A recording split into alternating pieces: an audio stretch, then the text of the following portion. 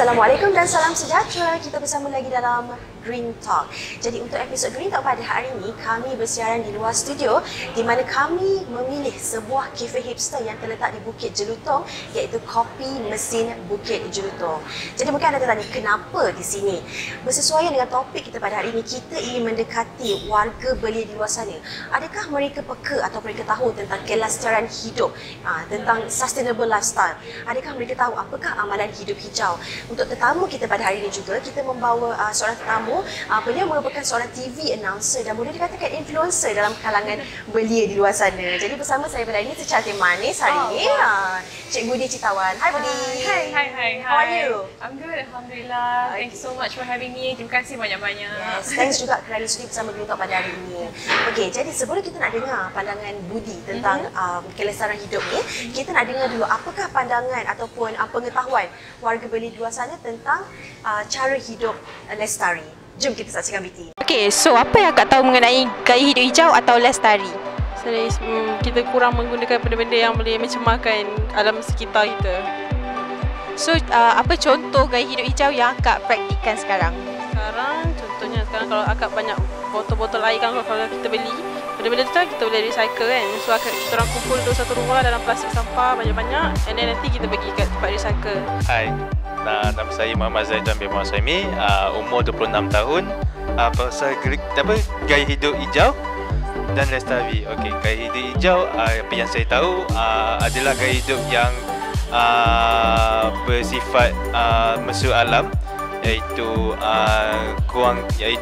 kita kalau boleh tidak mencemarkan alam sekitar kita lah. Tapi itu apa yang saya faham lah.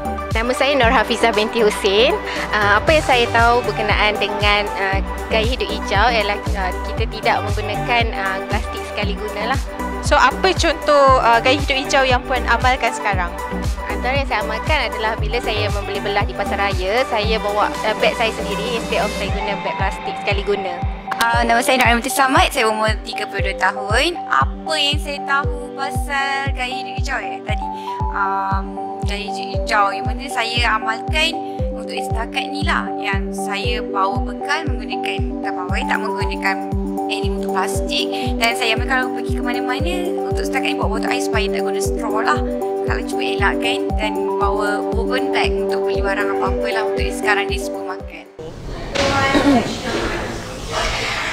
Jadi itu suara belia di luar sana. Mungkin mereka tahu tentang amalan hidup hijau Budi, tapi term ataupun terma lestari itu sendiri mungkin tak berapa familiar dalam kalangan mereka, betul tak? Betul. Okey. Jadi untuk pandangan Budi sendiri, apa your opinion ataupun your thoughts about the gaya hidup hijau ni?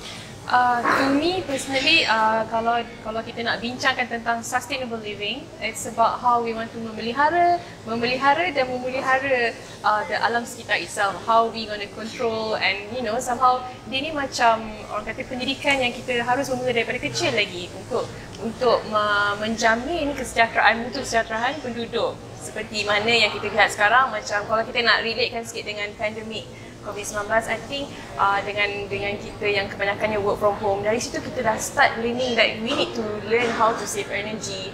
We need to somehow teach the young kids these days, macam it's very important because mereka perlu tahu tentang kesedaran tentang climate change and whatnot. So I think to me it's already a sustainable living. Ya, betul.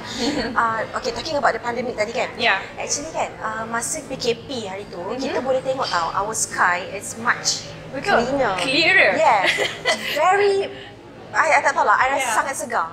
Sebab semua pun duduk di rumah, tak ada asap kenderaan pun berkurang kan. So, kita tak minta lah PKP lagi, tapi it's a very good start, Yeah, somehow it's created awareness dengan orang awam that somehow benda ni boleh. We can have that sustainable living. So dengan orang kata hikmah juga pandemik COVID-19 ni, this whole pandemic kind of teaches us to appreciate our surrounding. That's the most important thing. Okay, so talking about sustainable living, ada tak maybe role model yang you boleh jadikan? Are you not inspired from them? I have a few, tapi kalau kita nak kita ke Hollywood sekejap, macam saya sangat meminati Leonardo DiCaprio as an actor, tapi bukan saja meminati Leonardo DiCaprio sebagai seorang aktor, tapi dia bagaimana dia mengadvocate people especially in the nationhood, to really appreciate life and nature. For example, like sekarang di tengah working on kebersihan alam sekitar, lagi-lagi kalau laut, kehidupan laut. Okay, and then satu lagi individu yang saya sangat kagumi is actress Emma Watson, kerana beliau trying her best to really advocate and teach us how very important to have sustainable fashion. So beliau menggunakan menggunakan influence yang dia ada, pengaruh yang dia ada untuk memperkenalkan sustainable fashion. So I think that's also one of the person that I look up to lah. Okay. Sebab actually dekat luar negara dah lama ramai sangat banyak, terlalu banyak sebenarnya. Jadi Malaysia ni bukan tak ada, mungkin dia punya exposure tu tak besar lagi. Ya, betul. Dan mungkin orang kat luar sana kata sustainable living ni memakan kos yang tinggi. Actually tak semua. Kita bermula daripada rumah, betul tak Budi? Benda yang simple pun kita dah boleh go towards sustainable living, betul? Yeah. Alright. So, I nak tanya sikit lah. Okay.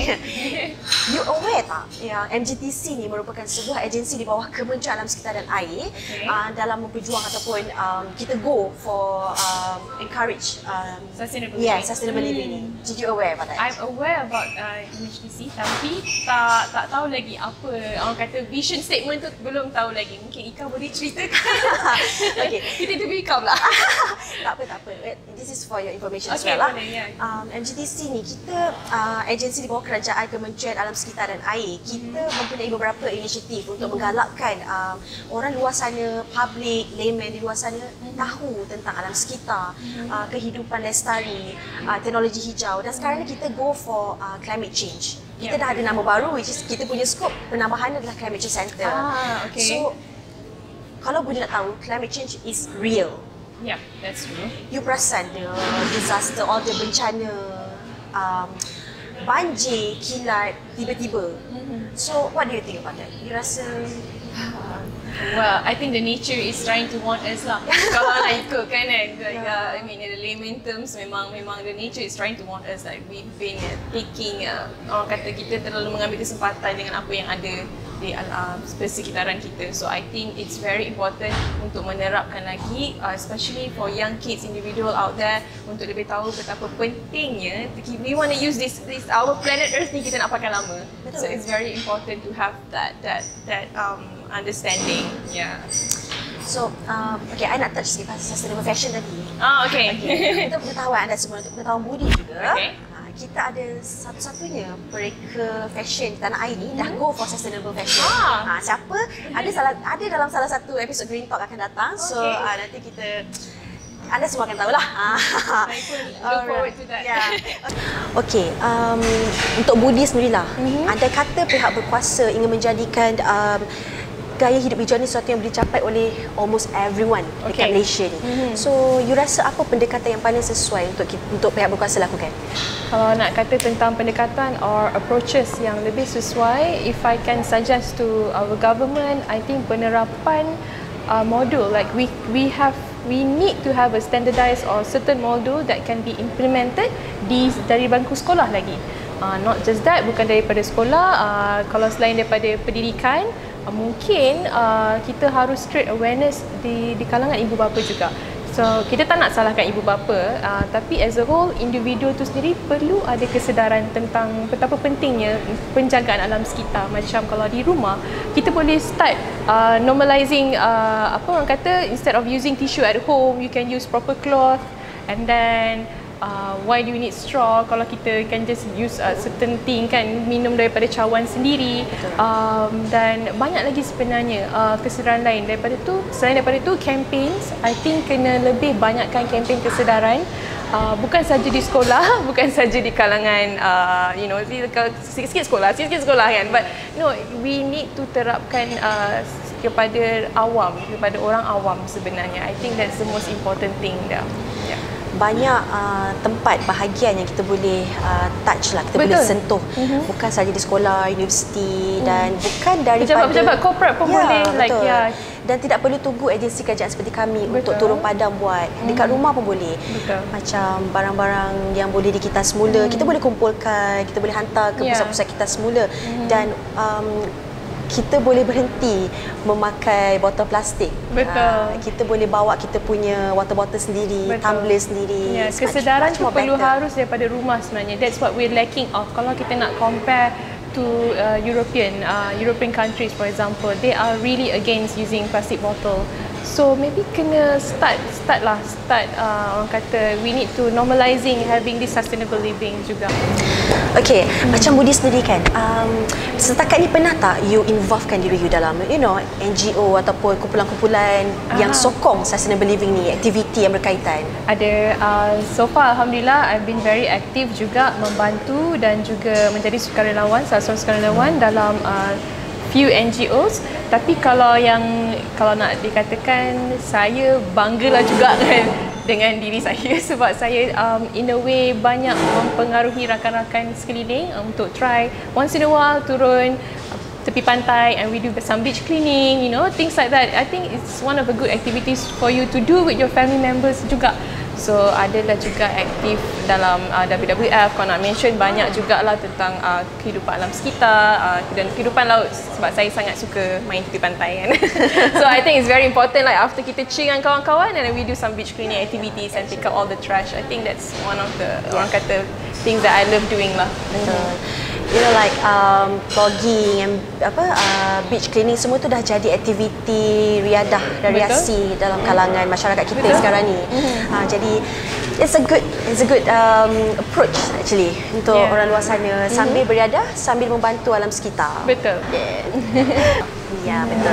Okay, so maybe harapan Budi dalam mencapai kelestarian hidup hijau ni macam mana? Apa harapan you?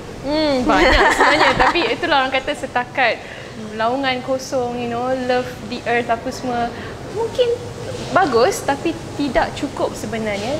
Yeah, that's what I can say. Ianya haruslah bermula daripada rumah. So parents out there try cubalah mendidik anak-anak anda betapa pentingnya alam sekitar. Selain daripada tu, if I can suggest juga, it's very important to education is very important. Saya memang agak orang kata sangat mementingkan pendidikan. Saya rasa we need to have certain module to be implemented di sekolah. Tak kira lah di IPTA sekalipun memang kena ada. We try to have a once a week macam bring your water tumbler ke apa ke, satu hari don't use any straw. You can start from there. Maybe itu salah satu cara dia. Dia mungkin takkan nampak impact tu tapi betul, takkan nampak but slowly it will create the lifestyle. Yes, betul. Slowly but surely. Yes. Okay. So untuk Budi sendiri, untuk orang luar sana, lepas ni kami ramai-ramai lah nak seru semua kat Budi sendiri kalau ada masa lapang untuk join kami sebab MGTC sering kali juga lakukan aktiviti-aktiviti seperti ini, seperti gotong royong, CSR, membersihkan kawasan-kawasan yang tertentu lah. Okay, jadi Budi terima kasih sebab sudi bersama dengan Green Talk pada hari ini untuk as a voice daripada orang luar sana, tahu ke tidak tentang kelestarian hidup hijau ni kan. Sustainable living is very important actually.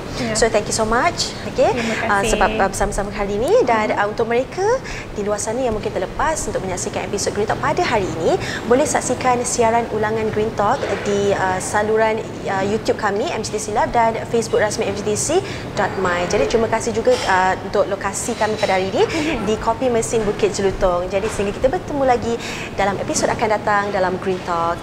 Bye.